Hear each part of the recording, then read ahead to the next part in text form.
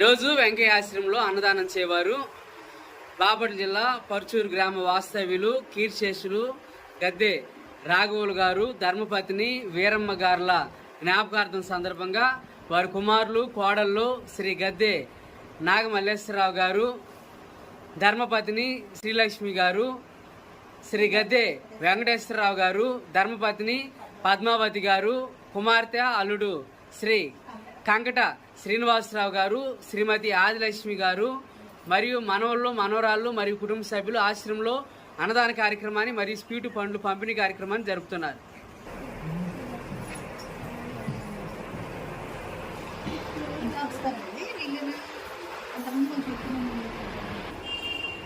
కీర్తిశేషులు గద్దె